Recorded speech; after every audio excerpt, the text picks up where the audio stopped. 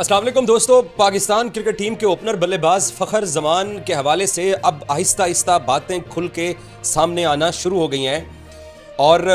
हैरान कुन तौर पर पाकिस्तान क्रिकेट टीम के कुछ प्लेयर्स जो हैं, एक कंपनी है साया कॉरपोरेशन, ये मुबैना तौर पर उन पर इल्ज़ाम आयद हुआ है और अब देखते हैं कि साया कॉरपोरेशन अपनी पोजीशन को इसके ऊपर कैसे क्लियर करता है। ज़राए बताते हैं कि बाबर आजम के हक़ में जो फ़खर जमान का जो ट्वीट था वो बुनियादी तौर पर बाबर आजम को सपोर्ट करने के लिए नहीं था, वो फ़खर जमान को कप्तानी की रेस से बाहर निकालने के लिए एक प्री प्लान, एक साजिश थी जिसके ताने बाने मिलते हैं कि अपना फौजी मरवा के एक और बंदा उसको कप्तानी की दौड़ के अंदर नंबर 1 की पोजीशन पर बरकरार रखने के लिए एक साजिश की गई। और इसके अंदर ये इल्ज़ाम है साया ग्रुप के ऊपर, सोशल मीडिया भरा पड़ा है इस इल्ज़ाम से कि और आपको याद है कि साया कॉरपोरेशन ने जो रिजवान को कप्तान बनाने के हवाले से जो ट्वीट किया उसके कमेंट सेक्शन को ब्लॉक कर दिया गया। क्यों? क्योंकि उनको मालूम था कि नीचे आके लोग लिखेंगे कि आपने अपना बंदा कप्तान बनवाने के लिए फ़खर जमान के ऊपर आपने छुरी चलाई है। तो अब क्योंकि जो जो वक्त गुजरता जा रहा है तो चीज़ें सामने आती जा रही हैं। इसमें इंकशाफ ये हुआ है कि जब बाबर आजम को पाकिस्तान ने अपने पहले टेस्ट मैच के बाद इंग्लैंड के खिलाफ बकिया 2 टेस्ट मैचेस से ड्रॉप किया तो फ़खर जमान के अकाउंट से ट्वीट आई जो कि 66 लाख लोगों ने अब तक देख लिया है। 6.6 मिलियन लोगों ने उस ट्वीट को देखा। उसके ऊपर उन्होंने फ़खर को सपोर्ट किया और कोहली को लेके कुछ जुमले ऐड किए गए कि बाबर भी उसी लेवल का प्लेयर है और कोहली पे भी एक मुश्किल वक्त आया था, जो कि फ़खर जमान के ये अल्फाज नहीं हैं, अब तस्दीक हो चुकी है। और फ़खर जमान ने साया कॉरपोरेशन को छोड़ दिया है। ये भी इत्तलात आ रही हैं कि साया कॉरपोरेशन के जो रूह रवां हैं तलहा साहब, वो मर्दान तक फ़खर जमान के पीछे गए हैं उनको राज़ी करने के लिए कि आप ना तो हमारी कंपनी को छोड़िए और ना ही आप जो है हमारे साथ अपनी जो कोलैबोरेशन है उसको ख़त्म कीजिए। ज़रा ये बताते हैं कि फ़खर जमान ने साया कॉरपोरेशन की तरफ से उनको फंसाने के लिए जो किया गया उससे फ़खर जमान नाराज़ हो गए हैं। अच्छा, जब फ़खर जमान के अकाउंट से ये ट्वीट आया तो उसके बाद उस ट्वीट को फटाफट स्क्रीनशॉट लेके पाकिस्तान क्रिकेट बोर्ड के एक ऑफिशियल ग्रुप के अंदर पीसीबी के एक अफसर ने डाला और फटाफट रेकमेंड कर दिया कि फ़खर जमान ने ये देखें हमारे सेंट्रल कॉन्ट्रैक्टेड प्लेयर हैं और इन्होंने ये डिसिप्लिन के खिलाफ वर्जी किया है तो इनको शो काज नोटिस किया जाए। और पाकिस्तान क्रिकेट बोर्ड के चेयरमैन मोहसिन नकवी, क्योंकि वो इस गेम को समझ नहीं सके कि ये अपने बंदे को सिक्योर करने के लिए, कप्तान बनवाने के लिए एक कंपनी मुलविस है और फ़खर के बारे में जो अब देखें ना, चेयरमैन को तो नहीं पता कि भाई कोड ऑफ कंडक्ट क्या है। चेयरमैन तो एक लार्जर पिक्चर के अंदर चीज़ों को देखते हैं, लेकिन वो जो नीचे लोग बैठे हुए थे पाकिस्तान क्रिकेट बोर्ड के, वो भी मुलविस थे फ़खर को दीवार के साथ लगाने के लिए। उन्होंने फ़खर की ट्वीट का स्क्रीनशॉट ग्रुप के अंदर डाला और साथ ही एक्शन भी रिकमेंड कर दिया और शो काज नोटिस भी इशू करवा दिया फ़खर जमान को। और फ़खर ने बाद में फिर उस ट्वीट में जो उसका मौक़िफ़ था उसने वो बोला, जो उसने अपने लॉयर के साथ बात की कि मैंने किसी पीसीबी के अफसर को या क्रिकेट बोर्ड की पॉलिसी को टारगेट नहीं किया, मैंने सेपरेटली बाबर आजम की तारीफ़ की है और बाबर आजम की तारीफ़ करना कोई कबाहत नहीं है। अच्छा, फ़खर भी क्योंकि एक प्रोफेशनल प्लेयर हैं, उन्होंने भी बहुत सारे और अपने प्रोफेशनल कॉन्ट्रैक्ट फ्यूचर में भी करने हैं, आगे करने हैं। उन्होंने आके अभी तक ऑफिशियली तरदीद नहीं किया है कि ये साया ग्रुप को जो जुमले मेरे से शेयर किए गए, क्योंकि कोई भी ट्वीट जब किया जाता है तो वो जुमले शेयर किए जाते हैं और शायद कहीं ना कहीं फ़खर जमान के अकाउंट से जो ट्वीट हुआ वो शायद ये भी एक खदशा जाहिर किया जा रहा है, इसकी तस्दीक अभी नहीं हुई है, कि शायद उनको ये कहा गया हो कि अब बाबर के हक में आपके हवाले से ट्वीट किया जा रहा है, 4 और भी बंदे बाबर के हक में ट्वीट करने जा रहे हैं। मुझे एक पाकिस्तान क्रिकेट टीम के सीनियर प्लेयर ने, जो कि इस वक्त भी पाकिस्तान की टीम के अंदर शामिल है ऑस्ट्रेलिया के टूर को लेके,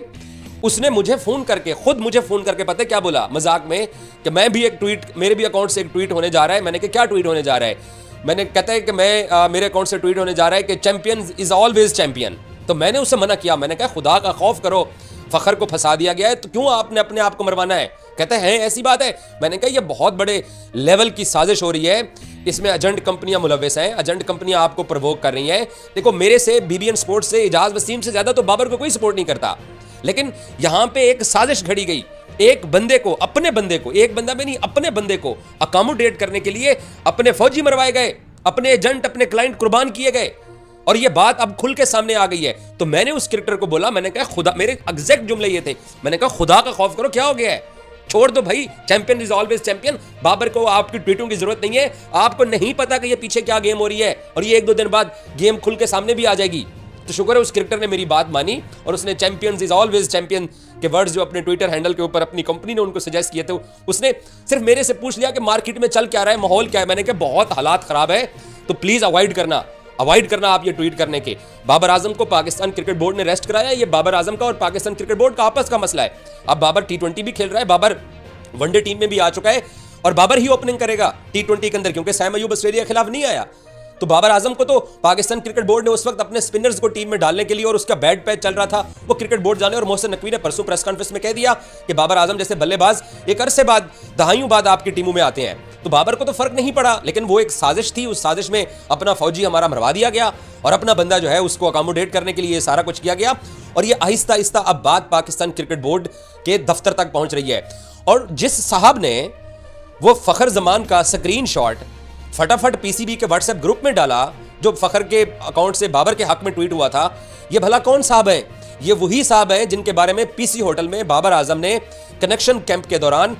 पाकिस्तान क्रिकेट बोर्ड के सरबराह को कहा कि सर मैं भी बात करना चाहता हूं। तो उन्होंने कहा कि जी फखर आप अपना माइक खोलिए, आप बात कीजिए। तो फखर ने फिर बताया कि इनको जरा प्रोफेशनलिज्म समझाएं कि दुनिया के अंदर प्रोफेशनल क्रिकेटर्स के साथ किस तरीके से सलूक किया जाता है। सिर्फ एक फिटनेस टेस्ट के लिए मुझे कैरिबियन वेस्ट इंडीज से 20 घंटे की फ्लाइट पकड़ के मैं पहुंचा वहां पर, मुझे वापस बुला लिया और उसके बाद फिर ना उस बेचारे को पाकिस्तान टीम के अंदर सेलेक्ट किया, ना उसको सेंटर कॉन्ट्रैक्ट दिया। तो फखर ने वो जो शिकायत की थी कि प्रोफेशनलिज्म का तकाजा है, और इन लोगों ने उसामा मीर का केस खराब किया, वहाब ने ट्विटर पे जाके बोला है कि मेरे पास सारे सबूत पड़े हुए हैं, मैं वो सारे सबूत शेयर कर सकता हूं। तो फिर पाकिस्तान क्रिकेट बोर्ड को भी 1-2 दिन 4 दिनों बाद पता चल रहा है अब आहिस्ता आहिस्ता कि वो साहब जो पाकिस्तान क्रिकेट बोर्ड के डायरेक्टर इंटरनेशनल क्रिकेट थे, उन्होंने पंजाबी कहते ने अपनी कार कड्डन वास्ते फखर जमान ने जो उसके बारे में शिकायत की थी पीसी होटल में चेयरमैन पीसीबी को, उसने अपना गुस्सा निकालने के लिए फखर को यहां पर फंसवाया, बाबर के हक में ट्वीट करवाया। उसके पीछे अब पाकिस्तान क्रिकेट बोर्ड और साया कारपोरेशन, पाकिस्तान क्रिकेट बोर्ड का वो अफसर और साया कारपोरेशन का आपस में क्या ताल्लुक है, ये भी कुछ दिनों तक बाद खुल के सामने आ जाएगी। और वो ट्वीट होता है, वो ट्वीट ग्रुप में जाता है, ग्रुप में जाके एक्शन रेकमेंड होता है, उसको शो काज नोटिस होता है और फखर को पाकिस्तान क्रिकेट बोर्ड के सामने, पीसीबी के बड़े अफसरान के सामने विलन बनाकर पेश कर दिया गया। अब लोग ये भी सवाल उठा रहे हैं कि क्या पाकिस्तान क्रिकेट बोर्ड के सरबराह मोहसिन नकवी और बाकी लोगों को इस चीज का नहीं पता था? देख, मोहसिन नकवी साहब एक लार्जर पिक्चर के अंदर चीजों को देखते हैं। वो अब उनके नीचे जो अफसरान हैं वो पाकिस्तान क्रिकेट बोर्ड की ब्यूरोक्रेसी में पिछले 5-5, 6-6, 7 से 10 साल से बैठे हुए हैं। वो चेयरमैन तक वो बात एग्जैक्टली पहुंचती नहीं है, चेयरमैन तक बात पहुंचती है जो हम रिपोर्टर स्टोरीज करते हैं, जो मीडिया में खबरें आती हैं, जो इधर उधर से चीजें निकलती हैं, क्योंकि पाकिस्तान क्रिकेट बोर्ड के अंदर हर खराबी को कारपेट के नीचे छुपाने की कोशिश की जाती है। मीडिया इसीलिए होता है कि वो अगर कोई खराबी हो रही है या किसी के साथ ज्यादती हो रही है तो अफसरान बाला तक चीज नहीं पहुंच रही है तो उसको हाईलाइट करते हैं, तो तब जाके चेयरमैन को भी अब एहसास हो रहा है। और मैं आज आपको बता रहा हूं, बल्कि मैं 3 दिन पहले भी बता चुका था कि साउथ अफ्रीका सीरीज के अंदर आपको फखर भी पाकिस्तानी टीम में वापस दिखाई देंगे, आपको इमाम भी पाकिस्तानी टीम में वापस दिखाई देंगे और आपको उसामा मीर भी पाकिस्तानी टीम में वापस खेलते हुए दिखाई देंगे और इनके सेंटर कॉन्ट्रैक्ट भी बहाल होंगे। और मुझे यहां तक भी पता चला है कि अब रिजवान भाई इन तीनों को, उसामा को, फखर को और इमाम को कह रहे हैं खुद या कहलवा रहे हैं कहीं से कि आपकी सैलरीज भी शुरू हो जाएंगी, आप सेंटर कॉन्ट्रैक्ट में बात आ जाएंगे, मेरी चेयरमैन से बात हो गई है। रिजवान साहब बहुत देर हो चुकी है, आपने अपने इन 3 प्लेयर्स की कुर्बानी दी है कप्तानी हासिल करने के लिए। आप फाइट कर सकते थे, 49 और 48 की एवरेज वाले ओडीआई के टॉप प्लेयर्स को आप कैसे इग्नोर करके आप ऑस्ट्रेलिया का टूर कर सकते हैं। उसी अब्दुल्ला शफीक और उसी सैम अयूब के साथ जा रहे हैं जिन्होंने एक अरसे से पाकिस्तान क्रिकेट के लिए 15 रन 3 ओवर से ऊपर की पार्टनरशिप नहीं हुई है जिनके साथ, आप उनको लेकर कैरी कर रहे हैं। सो फौजी को फंसाने की जो हिकमत अमली थी, अभी थोड़ी सी स्टोरी खुली है, अभी रोजाना की बुनियाद के ऊपर ये चीजें सामने आएंगी कि ये कैसे साजिश हुई और कैसे उस बेचारे को फंसाया गया। Thank you so much.